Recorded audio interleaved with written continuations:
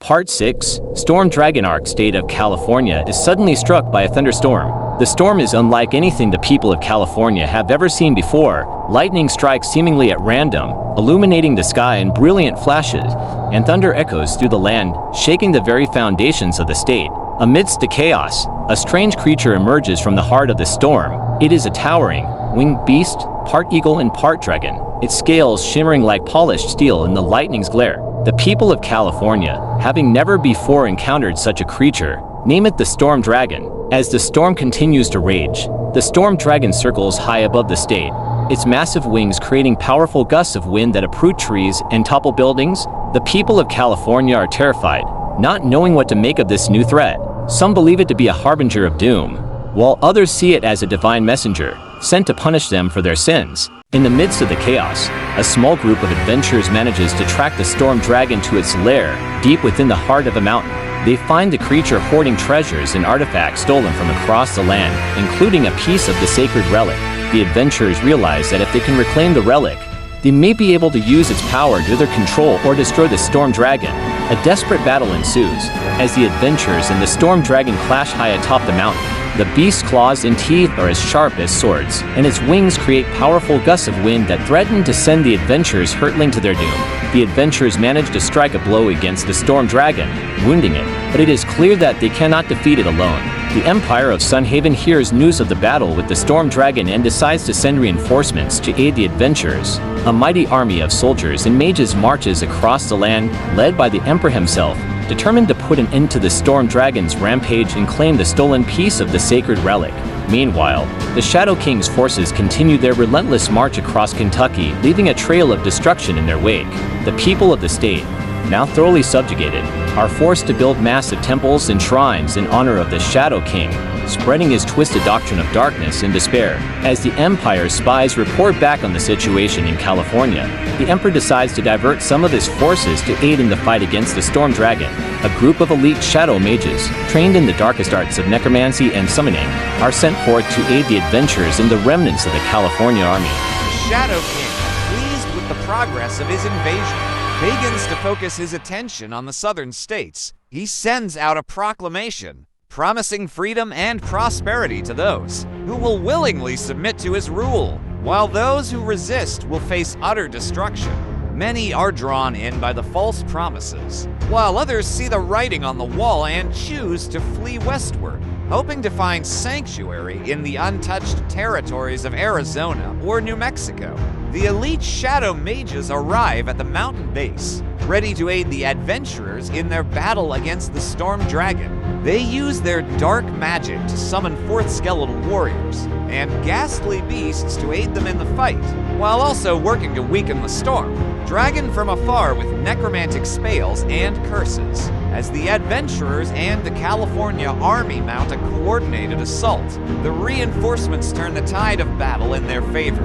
The storm dragon, weakened and surrounded by enemies, is forced to retreat deeper into its lair. The adventurers, the California army, and the shadow mages pursue it, fighting their way through treacherous tunnels and ancient ruins. After a long and arduous battle, they finally corner the storm dragon atop a pinnacle of rock, high above a bottomless chasm. The Emperor of the Empire of Sunhaven arrives at the mountain base, with the main force of his army ready to support the adventurers and the California army in their final assault on the storm dragon. The Shadow King, sensing the threat posed by the combined forces, sends his most powerful servants and minions to aid the storm dragon in its last stand. The final battle is epic in scale, as the forces of good and evil clash high atop the mountain. The air is thick with the cacophony of battle cries, spells, and the beating of wings. The storm dragon, its strength sapped by the elite shadow mage's necromantic magic, struggles valiantly against the onslaught. But it is clear that the tide has turned. But then the Shadow King's servants arrive to aid the storm dragon. The battle becomes even more desperate as the forces of evil begin to gain the upper hand. The elite shadow mages, exhausted from their previous efforts, are forced to fall back, and the reinforcements from the Empire of Sunhaven find themselves caught in the crossfire. The Storm Dragon, emboldened by its newfound allies, launches a fierce counterattack, driving the adventurers and the California army back. The Emperor, realizing the dire situation, orders his forces to fall in around the adventurers and the California army, forming a protective barrier. The soldiers and mages of the Empire fight valiantly, holding the line against the Storm Dragon and its allies. The Shadow King, sensing the opportunity, prepares to make a decisive strike. But before he can act, a lone figure appears from the ranks of the adventurers. It is a legendary figure, clad in ancient armor and wielding a sword forged in the fires of legend. The figure, known only as the Last Champion, begins to fight its way through the ranks of the Storm Dragon's forces. The Shadow King, recognizing the threat posed by this newcomer, sends his strongest minions to stop him.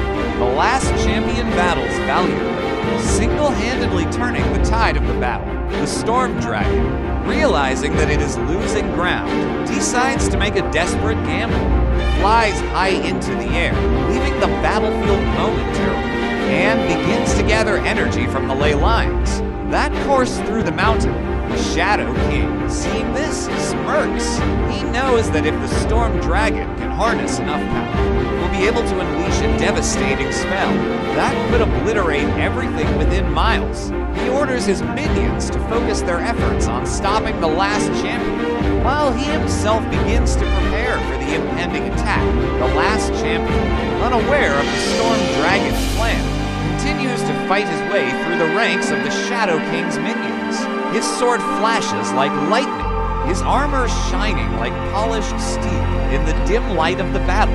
As he nears the Storm Dragon, he can feel its presence, a malevolent energy that chills him to the bone. The Shadow King, seeing the Last Champion's progress, becomes increasingly desperate. He sends his most powerful servants, including the Lich King, the Vampire Queen, and the Demon Lord, to stop the champion. But the Last Champion is like a whirlwind, cutting through their ranks with ease. The Lich King, unable to match the champion's speed, unleashes a wave of undeath, summoning a horde of skeletons and zombies to attack.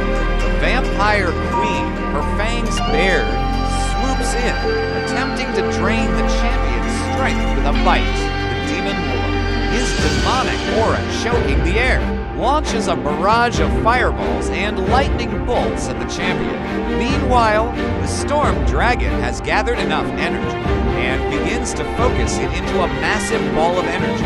The Shadow King, sensing the impending attack, orders his minions to fall back, forming a defensive line around the Emperor and his forces. The Last Champion, still unaware of the Storm Dragon's plan, continues his relentless advance. As he reaches the Storm Dragon, the Shadow King smirks, confident that the dragon's spell will obliterate everything in its path. The Storm Dragon lets out a deafening and unleashes the energy ball towards the center of the battlefield. The Last Champion, realizing the danger to late, tries to deflect the attack with his sword. The ball of energy collides with his sword, sending a blinding flash of light and heat through the air. When the light fades, the Last Champion lies motionless on the ground, his armor dented and his sword shattered. The Shadow King, seeing his chance, sends out a wave of darkness that engulfs the fallen champion. The darkness begins to flow into the champion's body, healing his wounds and restoring his strength. As the champion rises to his feet, he feels a newfound connection to the darkness. His body now tingling with power, he turns to face the Shadow King, his eyes glowing with a sinister light. The Lich King, seeing the champion's transformation, realizes that he has been outmatched. He flees the battlefield, seeking refuge in his tomb deep within the mountains. The Vampire Queen, enraged by the loss of her servant, swoops down, fangs bared, ready to claim the champion as her own. But the champion, now under the influence of the Shadow King, repels her, driving her away with a wave of darkness. The Demon Lord, seeing the power the champion now wields, is both intrigued and afraid. He decides to wait and observe, biding his time until the champion's allegiance is clear. The Shadow King, pleased with the champion's newfound loyalty, grants him the title of Dark Lord, entrusting him with command over the remaining minions. The Storm Dragon, exhausted from its exertion, hovers above the battlefield, watching the events unfold. It senses the shift in power and influence, and decides to remain neutral for now, content to bide its time until the balance of power once again tips in its favor. The newly crowned Dark Lord, the champion now known as the Dark Lord, surveys his domain with a satisfied smile. He can feel the weight of the Shadow King's trust upon his shoulders, and he intends to use that power to shape the world according to his will. His first order of business is to consolidate his rule, eliminating any potential threats and rivals. The Vampire Queen, enraged by her failure to control the champion, retreats to her domain, plotting her revenge. The Demon Lord, cautious but intrigued by the champion's newfound abilities, remains on the sidelines for now, biding his time until the perfect opportunity arises. The Storm Dragon, ever watchful, continues to monitor the shifting alliances and power struggles, preparing for the day when it will once again play a more active role in the fate of the world. As the Dark Lord begins his reign, he immediately sets about strengthening his position. He forms new alliances with other powerful entities, such as the Lich Queen and the Necromancer King, who see in him a potential rival to the Shadow King's former dominance. He also seeks out ancient artifacts and lost knowledge, hoping to further increase his already formidable power. The Empire of Sunhaven, following that incident in relation to the Shadow King, decides to attempt to further research arcane magic and attempt to gain more answers about the past and about the Empire of Frosthaven and the Empire of Sanctity. The Demon Lord, seeing this as an opportunity, decides to aid the Empire of Sunhaven in their research in exchange for information about the other empires and possibly a more advantageous alliance. He sends one of his most cunning and powerful demons, known as the Grand Inquisitor, to act as an advisor to the Emperor and his court. Meanwhile, the Shadow King continues to consolidate his power, forming an uneasy alliance with the Storm Dragon, who sees the potential for chaos and opportunity in this new balance of power. The two beings strike a deal. The Storm Dragon will aid the Shadow King in his endeavors, in exchange for the freedom to wreak havoc upon the world as it sees fit. Meanwhile, the Empire of Sunhaven attempts to further research arcane magic in an attempt to gain more answers about the past, and the Empire of Frosthaven and the Empire of Sanctity. The Shadow King, growing weary of the Storm Dragon's unpredictability, forges a new alliance with the Shadow Queen, who holds the key to unlocking ancient necromantic rituals that could potentially grant immortality to the Shadow King and solidify his reign forever. The Empire of Sunhaven, aided by the Demon Lord's Grand Inquisitor, successfully uncovers ancient knowledge about the Shadow King's true origins, revealing him to be a fallen hero from a long-forgotten age, cursed to walk the earth as a shadow of his former self. They even discover him to have formerly been the necromancer of the Empire of Sanctity, who had his powers stripped from him by the Emperor of Frosthaven after the Great Battle of Vatican City.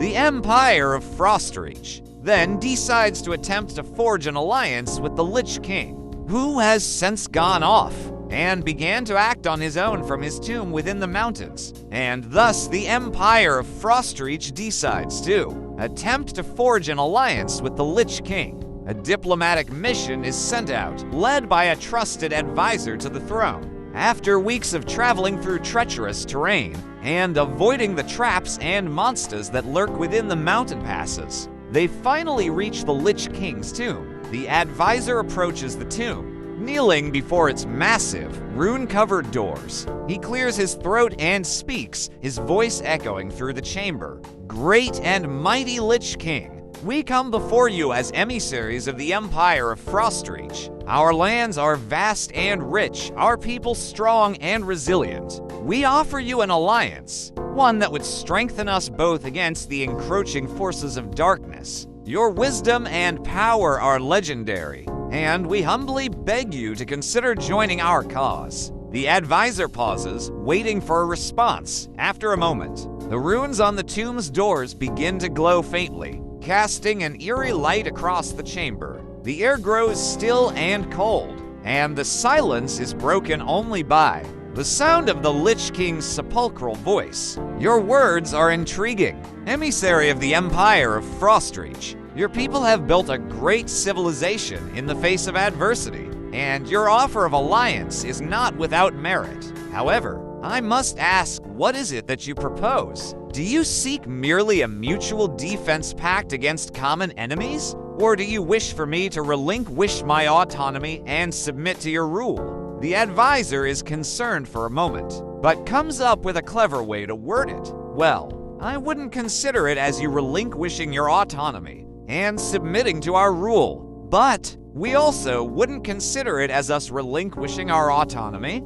and submitting to your rule. We would rather consider it as us both relinquishing our autonomy and submitting to each other's rule, neither holding the advantage in power. Think of it more as a union between powerful equals to gain an advantage. The advisor pauses, considering his words carefully. The Lich King's tomb remains silent, but the runes continue to glow with an unnatural light. Finally, the Lich King speaks once more. Your proposal is interesting. Emissary of the Empire of Frostreach, it is clear that you wish for a true partnership, not a simple alliance of convenience. I must admit, such an arrangement is not without its appeal. However, I must also ask, what role would I play in this partnership? Would I be reduced to little more than a figurehead? Or would I be given real power and influence over our combined forces? The advisor ponders for a moment. In truth, you would be just as powerful as our own emperor. Think of it almost as if our two empires were to merge into one. With a dual emperor-managed mega-empire, also, our empire could provide many bodies for your necromancy, and we could provide each other with knowledge on different forms of magic and magical artifacts. The advisor pauses, waiting for another response. The air in the chamber grows colder still as the Lich King considers the offer. Finally, the tomb's doors creak open, revealing the withered, spectral form of the Lich King himself. He floats down from his throne, his robes billowing in the icy wind that sweeps through the chamber. Very well, emissary of the Empire of Frostreach, I accept your proposal. Our two civilizations shall merge, each retaining its own strengths and traditions. I, the Lich King, shall serve as co-emperor alongside your own monarch, sharing power and influence equally. My army of undead shall march alongside yours, and our knowledge of magic shall be pooled for the betterment of our new empire. The new power, first sensed by the god Emperor Marcus Aurelius in the year 1000, suddenly begins to appear in the state of Alabama, currently controlled by the Shadow King. The Demon Lord, intrigued by the empire of Sunhaven's discovery, decides to reveal itself to the Emperor, offering an alliance against the Shadow King in exchange for information about the Shadow Queen and her domain. The Emperor, cautious but aware of the Shadow King's growing power, agrees to the alliance. Meanwhile, the new power, first sensed by the god Emperor Marcus Aurelius in the year 1000, suddenly begins to appear in the state of Alabama, which is currently controlled by the Shadow King. The people of Alabama, already exhausted by the eternal struggle against the Shadow King, are at first confused and disoriented by the presence of this new force. Some believe it to be a sign of divine intervention, sent by the gods to liberate them from their dark oppressor. Others, more skeptical, view it as another trick by the Shadow King, a ruse to lure them into a false sense of security. But suddenly, the new power begins to form into a figure, one of darkness, currently hidden by shadows slowly fading to reveal it. A being beyond even the Shadow King, one comparable in power to even the god Emperor Marcus Aurelius himself, who had ascended from this realm over 1,000 years ago. The figure steps forward, its form obscured by the dark tendrils that seem to writhe around it, almost as if it were a living manifestation of the shadows themselves. It speaks, its voice cold and commanding. and its words send shivers down the spines of all who hear it. People of Alabama, it says, I am he whom you have been awaiting. I am he who will lead you to victory against the Shadow King. But know this, I do not come to play the role of a savior. I am not here to liberate you. I am here because it suits my purposes. I am the Dark Emperor, and I claim this realm as my own. The Dark Emperor's words echo through the land, stirring both fear and hope within the hearts of the people. Some bow before him, pledging their allegiance, while others flee in terror. The storm dragon watches from afar, its massive form shifting in the sky. Sensing the shift in power and the potential for chaos, the Shadow King, growing ever more desperate to maintain control, begins to make a series of rash decisions. He strikes a deal with the Shadow Queen, offering her unimaginable power in exchange for her aid in defeating the Dark Emperor. The Shadow Queen, ever cunning, agrees, but secretly plans to betray both the Shadow King and the Dark Emperor, using their conflict to further her own nefarious goals. But before they can even realize it, they are suddenly little more than mere puppets to the Dark Emperor. The Dark Emperor, having already claimed the land, begins to shape it to his liking. He raises dark towers that reach up to the very heavens, their spires dripping with malevolent energy. He creates an army of shadows, twisted beings that bend to his will, and unleashes them upon the world. The people of Alabama, once free from the Shadow King's rule, find themselves trapped in an even more insidious web of darkness and despair.